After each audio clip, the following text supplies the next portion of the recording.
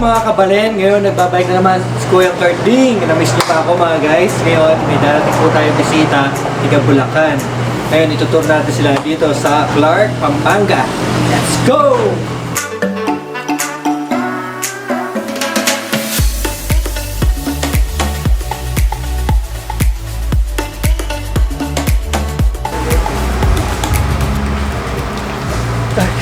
Diyan ka pala.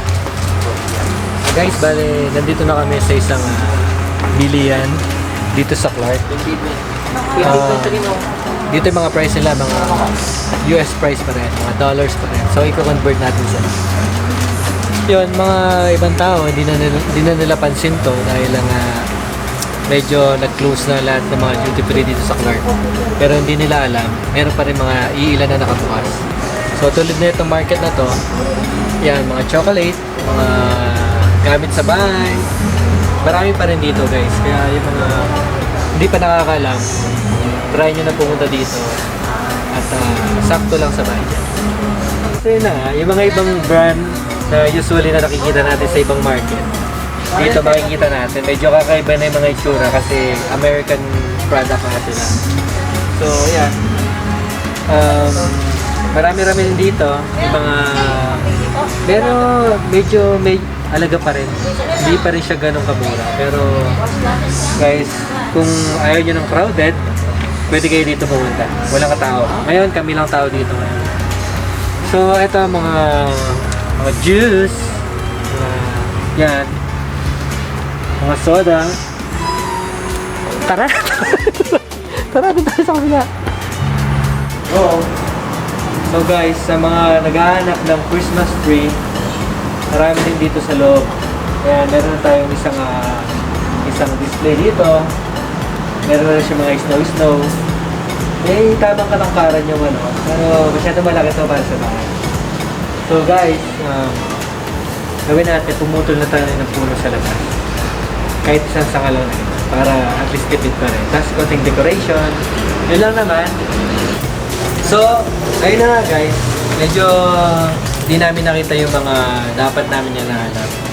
Yung mga chocolate, medyo limitado na lang yung mga nandito. So ngayon guys, try natin sa Pure Gold Clark. Doon tayo pupunta.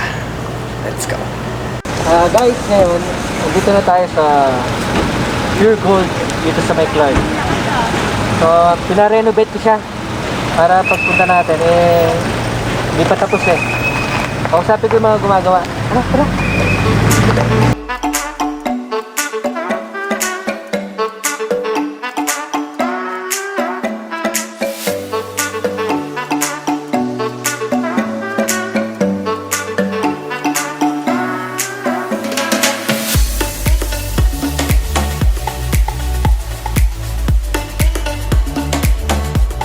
Ayun na nga guys, dahil chocolate lang ang bibili namin sa loob, sobrang napakahaba ng pila.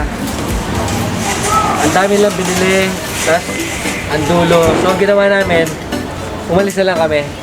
So parang nag-sightseeing na lang kami. So lipat na lang tayo. Tara guys, dyan lang kayo ha.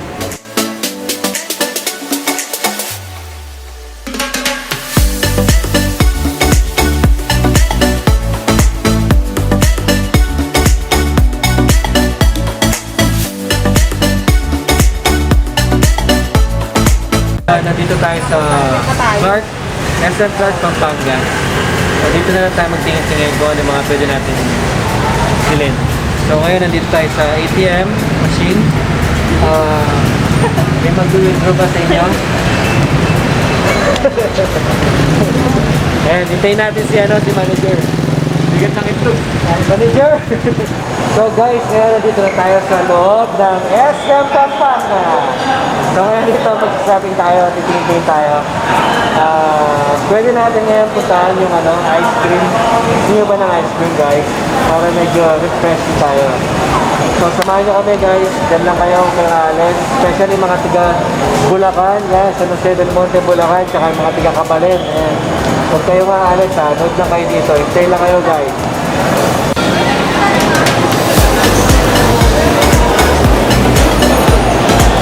Gusto mo? Ayun na nga, What's up, Kabalen? Dito na nagtatapos ang lahat. Dito na nagtatapos ang aking vlog. And hope na nag-enjoy ang ating mga bisita. Ayun, medyo na-tour natin din sila dito sa Pampanga, especially dito sa Clark. Kaya guys, subscribe na kayo. Huwag na kayong mahiya. Huwag na kayo and click na rin. Koyang Carding.